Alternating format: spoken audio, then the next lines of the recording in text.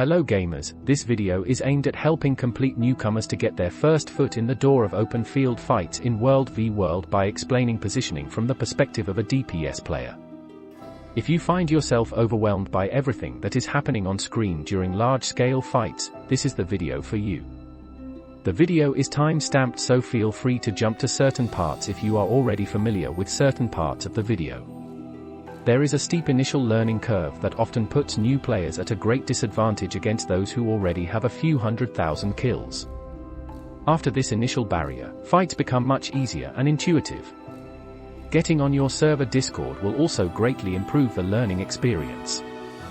You don't need a microphone, I don't have one either. All you need to do is listen. Groups will often restrict the invitation to those who are on Discord since you can only have 50 players in a squad. Coming with a meta build will also greatly improve your chances of getting an invite and winning fights. Even if you do get into the squad without a meta build, you are likely to be stuck in Party 1 without proper support. You are not obligated to play a meta build or to join Discord, but others are also not obligated to take you into their squad. If you take the first step, other players will gladly take 2 steps to assist new players to the game mode. This guide also assumes you have your settings set up properly and are not keyboard turning. Links are in the description. This guide does not cover positioning for weavers and spellbreakers, because those classes move differently from the rest. Veterans of the game mode will often tell you to not stand in red circles, but there are so many red circles, how can I possibly avoid them all with only 2 dodges? The trick is to know which ones to stand in and which ones to avoid. This intuition will hone itself over time. Your position, that is, where you stand relative to your own Zerg and the enemy Zerg, is by far the biggest factor that determines your survivability. The first mistake is standing alone in damage. There is a very good reason why players stack. The purpose of stacking is not to reduce overall damage across the squad. Stacking actually increases overall damage across the squad. Many skills in World v World will hit 5 targets within some area. A cloud is a group of players that are more or less evenly spread out from each other, and clouds receive less DPS compared to a Zerg simply because you cannot hit every single target if you are spread out.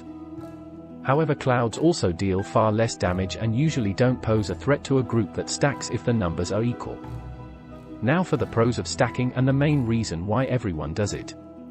Stacking evenly spreads the damage out such that your supports can also evenly heal your subgroup. If you step on red circles alone, you will meet the target cap 100% of the time and take a disproportionate amount of damage which your support cannot heal fast enough. If you stack with your Zerg, most area of effect skills can only hit 5 targets, meaning not every area of effect skill you step on will necessarily hit you, that is, some area of effect skills will hit other players and not you, enabling your support to negate the damage you do receive with their own heals. Another reason why players stack is because skills that give boons and skills that cleanse conditions have a limited radius. If you are a PvE player, you should know how important Fury, Might and Alacrity are, but in World v World, protection, and especially stability are extremely important. Stability is your lifeblood, you cannot do much without it unless you are clouding. Your most reliable source of stability will be from a support firebrand. Apes together strong. The second mistake is pushing ahead of the tag. You want to stay behind the tag 90% of the time. The more experienced the enemy, the less you want to be directly on tag. The tag is where the heals are, but it is also where the damage will be concentrated. This effect is compounded if no one else is on the tag. Here I get blown up for being directly on tag against the Fisher of Woe and Arborstone group.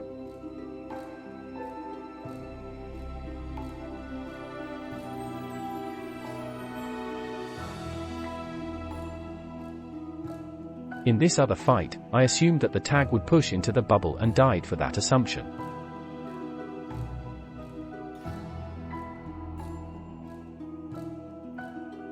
And for enemies that push past the tag, this is how you punish them.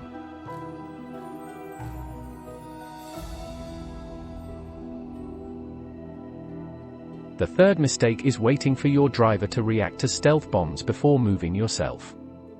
There are small instances when you absolutely do not want to be on the tag, and a stealth bomb is one of them. Being alive takes priority over being off the tag. If you wait for your driver to react, you stand a good chance of being dead. Your driver typically has more HP than you and thus has a better buffer to react. You do not have this luxury as a DPS player. Stealth bombs sometimes include the well bomb and is not something you can tank. Unfortunately, I do not have footage of this happening to us, but I do have plenty of footage of my enemy players that wait for their tag to respond. A good indication of a stealth bomb is 1 or 2 players appearing out of nowhere, or you hear players blasting stealth.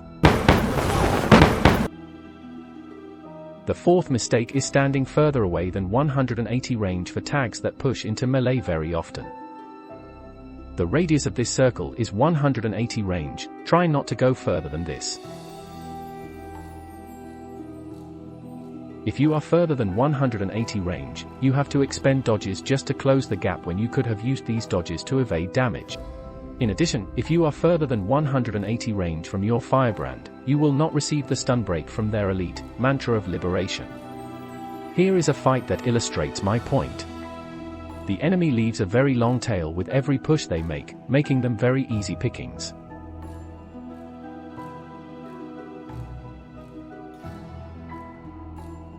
Every time they push into us, there are always players left behind.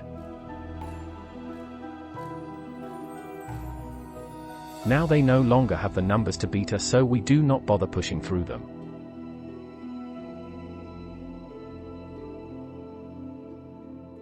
For tags that pirate ship a lot or in large blob fights, the requirement to hug your tag is not as strict, but you should not be standing further than 240 range. With these fights, you will be strafing and kiting instead of pushing. Even if you do push, rarely will it be beyond the enemy Zerg. Always be behind the tag in such fights. The fifth mistake is one I see many people doing, and that is to stand in one spot for too long. With the power nerfs, most of the damage in this game comes from persisting AoEs like symbols, lava fonts, meteors and wells. If you stand in one spot for too long, you run the risk of standing in these skills for their full duration, whereas even if your tag stays stationary, but you sidestep these AoEs by even a little, you reduce the damage you take by a very large portion and your support has an easier time. The closer your enemy is, the greater the number of AoEs and thus the more often you should move around. The sixth mistake is not paying attention to your HP and not dodging if you suddenly receive a large packet of damage that eats half your health. If your HP suddenly goes down, you do not have the luxury of time to figure out what hit you, only that you have been hit by something. There are only 2 explanations for this, but they are not equally likely. The first scenario is that this something is a statistical anomaly. Maybe your protection got stripped and you got hit by a treb, meaning this damage is just a one-time accident. The other scenario, which is much more likely, is that you are in the enemy bomb, be it stealth or otherwise. If you do not dodge, you will likely go down within the next second. Again, the closer you are to your enemy, the greater the probability that the scenario you are facing is the latter one. The seventh mistake is randomly dodging. If you find yourself constantly dodging just to close the gap to your tag, you should consider hugging the tag more tightly. The best case is that you dodge small damage that you could just have absorbed and nothing consequential happens anyway. The worst case is that you run the risk of running out of dodges for when you really do need to dodge, or even worse, you dodge away from the direction the tag is going and you have no dodges left to cover your reunion. You cannot avoid all the red AoEs on the screen, and you should not. That is why you have supports to heal such damage. The eighth mistake is related to the seventh mistake, and that is not knowing what to absolutely dodge out of, even if it means you will be slightly off tag. Here are some skills that you absolutely want to dodge out of unless otherwise told to do so in special circumstances. Being off tag is better than being dead. Run energy sigil if you are struggling. The most noticeable one is Winds of Disenchantment, also known as Bubble or simply Winds. For 5 players, it prevents boon reapplication while you are inside the bubble and also removes 1 boon every second. Most groups will chain CC with the bubble, since this is when you are less likely to have stability, as you can see in this clip. Here I am hit by a gravity well from a Chronomancer in a bubble. The other stuff you do not want to stand in is the well bomb. The Well of Corruption from Scourges and Reapers also strips your boons, while the Well of Suffering deals very heavy damage if you choose to stand in it for its full duration. This is something you definitely want to expend a dodge for. The enemy can only well bomb you at 900 range. The blinking area of effect you sometimes see belongs to the Scourge's Desert Shroud. It used to target 5 players at once with the trait and therefore appropriately warns of the danger. However, now it only targets 2 players. If you see one Desert Shroud by itself and you are stacked, you will be fine. You don't even need to expend a dodge despite how misleading the game is. However, if you see many blinking AoEs, you should dodge because that is an indication of a coordinated spike. Another skill that you want to avoid but is not always clearly telegraphed are Dragon Hunter traps. If you see spinning blades, try to get out of it. Expending a dodge is also advised here. Meteors from Weavers are another dangerous skill that can do upwards of 200k damage but is not clearly telegraphed, but you might not always have the opportunity to avoid it if your tag does not spot the meteor. You can spot meteors with the giant faint red circle. The 9th mistake is blindly following the tag. By this I mean if you are cut off from the tag, do not always take the shortest distance to the tag because you run the risk of walking into damage that your 2 dodges cannot cover. In this fight, my stability gets stripped and I get CC, which sometimes happens, through no fault of my firebrand. I choose to not use my expensive 40 energy stun break because they are 1200 range away and the enemy bomb is going to be on my Zerg and not on me. I then dodge away not toward my tag because I know 2 dodges is not enough to cover that distance. Had I blindly followed the tag, I would most likely have been dead. Instead, this gives me an opportunity to free cast. Once it is safe to rejoin the tag, I do so and push with them.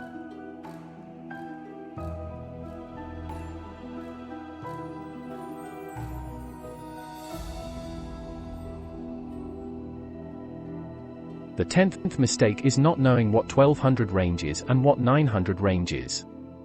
At 1200 range from your enemy, the things that are most likely to kill you will be the ranged spike from Revenants.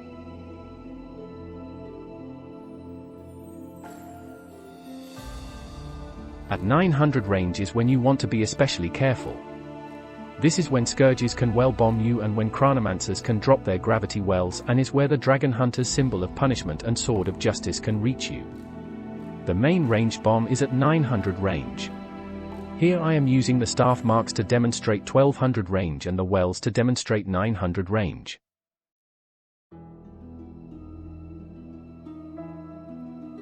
When you first enter 900 range, all of these skills will be off cooldown and is when you should be especially vigilant. Melee engages are also when you want to use your dodges. Melee encounters can end up in broadly 2 scenarios. The first one is going to be when you trade places with your enemy and push past each other. I am unsure if there is a proper term for it because I will just dub it the melee line trade for easier reference. If you do not have a support firebrand in your subgroup of 5, make sure you do not push with the tag because there will be CC on the ground that will cut you off from your tag. Instead, go around the melee engage. If you do have a support firebrand, make sure to dodge at least once.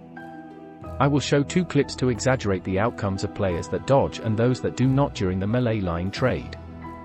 The first clip is going to be against players that do not dodge in time. Note the 25k spike.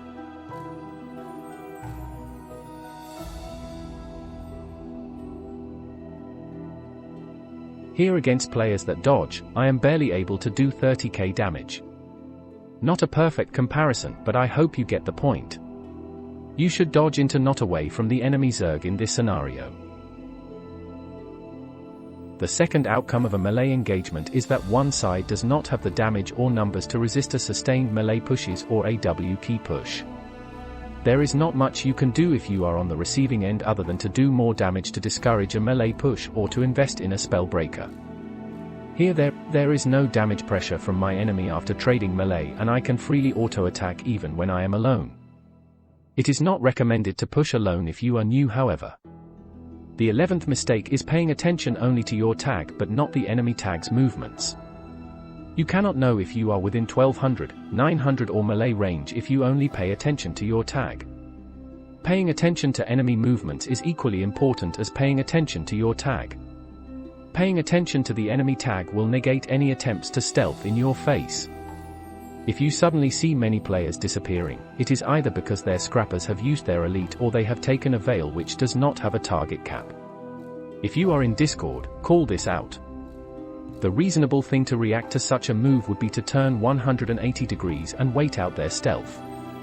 Overall, knowing enemy movement will greatly increase your reaction time because you are anticipating damage and therefore know when best to dodge. The 12th mistake is backpedaling when you can turn your camera and press the W key or use about face or use action camera. Please do not keyboard turn either, unbind those keys and turn the camera with your mouse.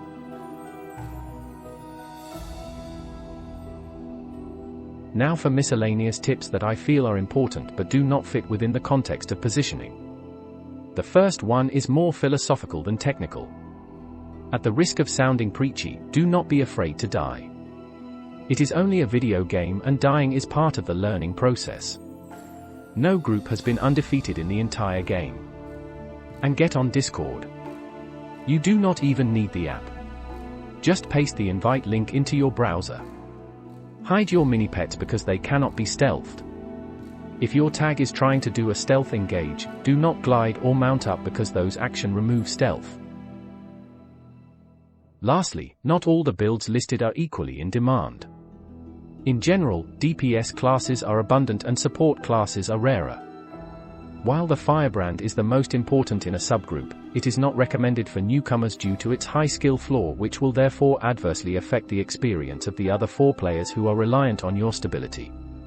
For support, scrappers, chronomancers and support spellbreakers are usually in high demand. For DPS options, the Power Herald, Core Guardian and the Scourge are mechanically simple and have access to personal stun breaks. Weavers, Berserkers, Daredevils, Soul Beasts, Burn Guards and Power Scrappers are less desirable and are generally not given priority to stability. And that concludes the guide. Hope you at least learned something new and see you on the battlefield. A big thanks to my Patreons for keeping the channel going. Share the video if you have gained value and subscribe for future content. Depending on how much time I have and how well received this is, I plan on doing future guides.